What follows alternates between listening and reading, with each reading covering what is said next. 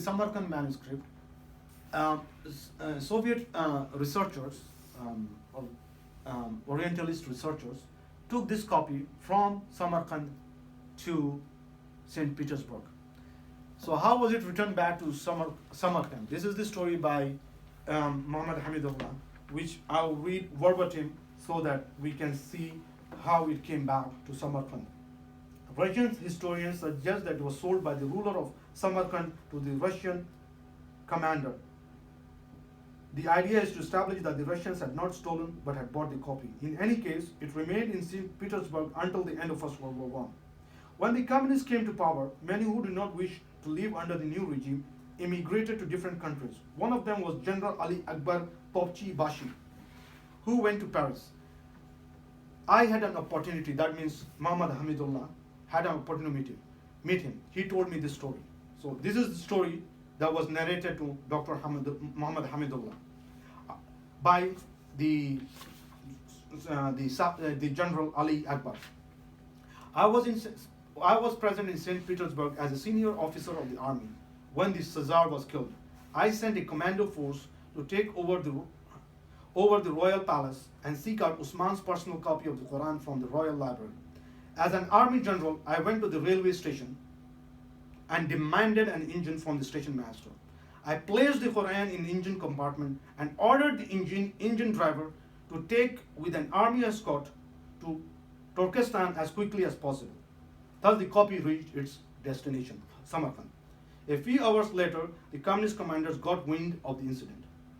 They sent another engine with an escort to chase the one I had dispatched, but they missed it. Thus, the copy reached Tashkent. So that is the story of the Samarkand manuscript. How it reached St. Petersburg, that's another interesting story, but since it's not really important. The important thing is this, how it went about. So here, so we have been discussing so far the manuscripts of Usman radhiyallahu anhu.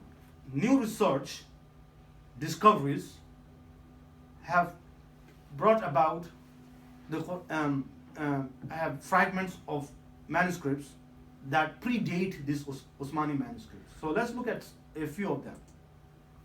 This is the masjid, the masjid in Sana'a.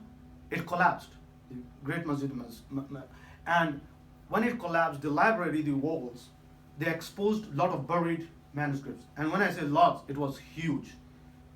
And this is one copy of this Quran from the 1st century of Hijri. So we are talking about between 20 Hijri to 80 Hijri. That's what we're talking about here. So not 20. We are talking about 20 Hijri to 50 Hijri, 50, 60 Hijri. This particular Quran, the probability that is a manuscript no more than 15 years after the departure of the Rasulullah sallallahu alaihi wasallam. It has a 95%, yes, 2 sigma probability of belonging between the first half of the Hijri, 1st century. So this is the copy. You can see the history. So what happened was this particular copy now only has 80 folios. You can see it is spread out all over the world. It's in Sana'a. It's in Sotheby's, the famous auctioneers, Stanford. And they have auctioned this several times. Christie has auctioned it. It was sold for £2 million, 2.2 million pounds in 2008, one of the folios. The reason why this happened was because people, researchers and people got wind of it, and all these sacks of manuscripts that were in the location, they were piecemeal by piecemeal sold to the highest bidder all over the world. UNESCO stepped in and tried to prevent that, and you have some of these results. So this copy that you see here, this Quran is written in the first 80 years of Hijri. So that is this is one of the doubts that people had was, the Quran was not written. And there's no difference between this Quran, apart from the script, um, and today's Quran is exactly the same. This is another codex that is in. I'll tell you this the location of this in a moment. So, what about carbon dating of all these manuscripts? Some of them will be possible and some of them will not be possible depending on the material. And we'll come to that. So this manuscript is now this manuscript was in Amr ibn al-Masjid in Fustat until the end of 18th century, when a member of the French expedition to Egypt, Jean-Joseph Marcel, acquired it. I don't know how he acquired it or he stole it. I don't know. And it was passed to St. Petersburg. That was the time in Russia. That time it was a center of learning in Europe. Another Frenchman acquired some other number of folios, which are now present in the National Library in France. It's numbered Arab 328. The manuscript is written in the Qiraat of Ibn Amir, the Syrian. So most probably this is the copy that Usman radhiyallahu anhu sent to Damascus. It has 98 folios spread all over the world. So you have one in Paris, actually two in Paris, numbered differently.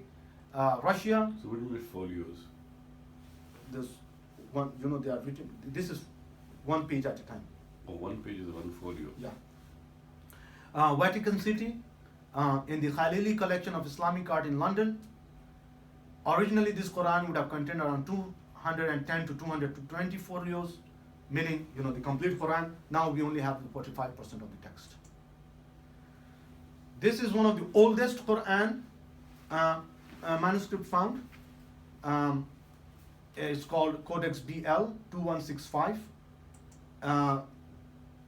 and the history of this one is that one Reverend Greville Chester purchased it in Egypt and brought it to the British Museum. It's part of a bigger Quran. This is now which is spread all over different places in the world. It was probably the one time at Amr ibn As Masjid.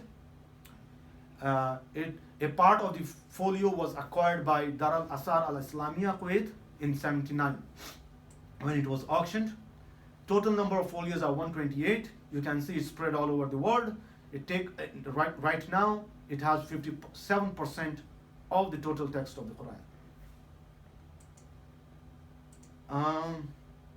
That is about all that I have for the Quran manuscripts. Any questions you have, feel free, because I'm moving towards the Hadith. What for carbon dating and all that stuff you said that you're going to talk about? So where was that one? Where did I miss that one?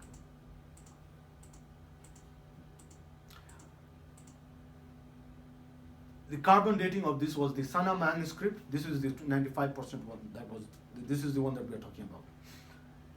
It has been carbon dated, and it is the likelihood that this is within 15 years of the departure of Rasulullah is 95%.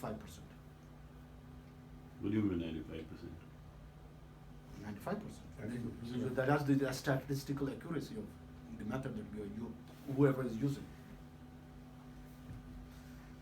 So next we come to Hadith.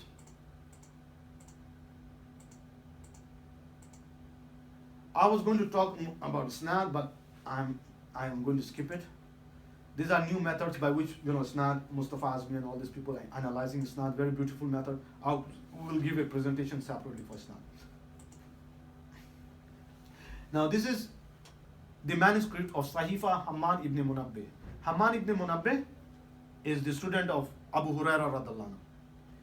He prepared a book of Hadith, and it was presumed to be lost. We had other authors attributed that he wrote it, but the actual manuscript was never found. So it was assumed that it was lost. And this is one of the ways by which Orientalists and people, modern Muslims got confused that hadiths were written long after Rasulullah sallallahu alaihi wasallam. Muhammad Hamidullah discovered 2 copies of this manuscript. One, this is, I'm not sure which one is the Cairo one is the Damascus one, and one in the Berlin library, sorry. And he edited it. And what did we find out? It has been exactly reproduced by Musnad of Imam Ahmad and Ibn Kasir's Jami al-Masani. So, despite the fact that it was presumed lost, if you see the manuscript today, the hadith content and the isnad and the matan match exactly what Imam Ahmad has in his Musnad and what Ibn Kasir has in Jami. What does it tell us?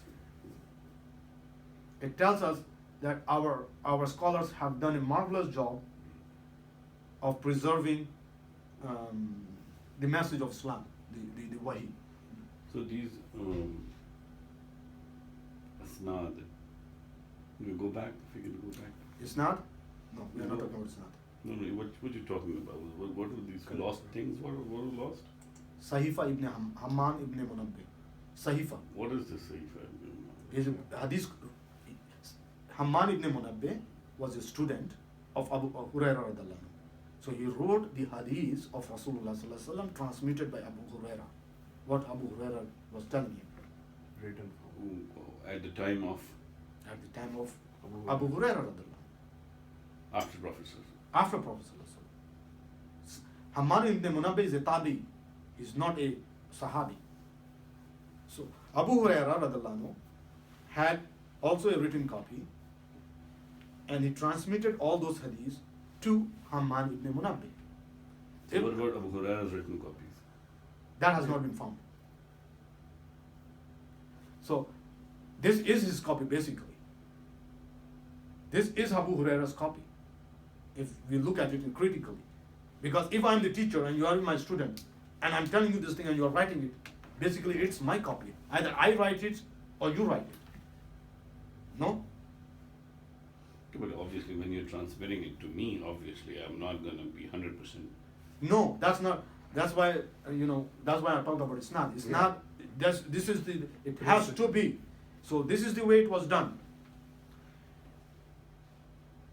And I was going to touch upon it at the end of this thing, but I will touch upon it right now. Why have all these manuscripts not? Why haven't we heard about these things in our discourses? Because the standard by which manuscripts and knowledge is measured in Islam is different from the way it's measured outside Islam.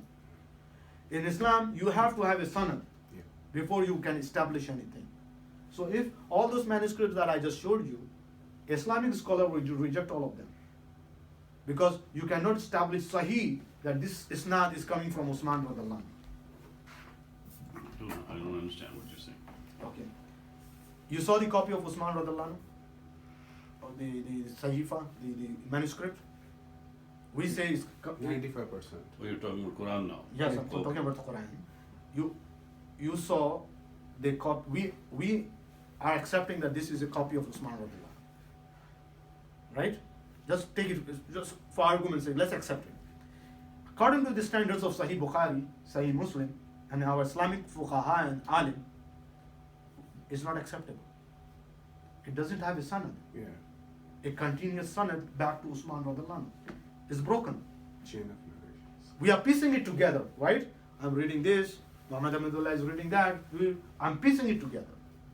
It has no continuity, contagiousness.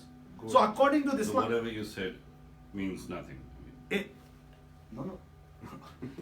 That's the advantage the Orientalists have used to blow our mind up.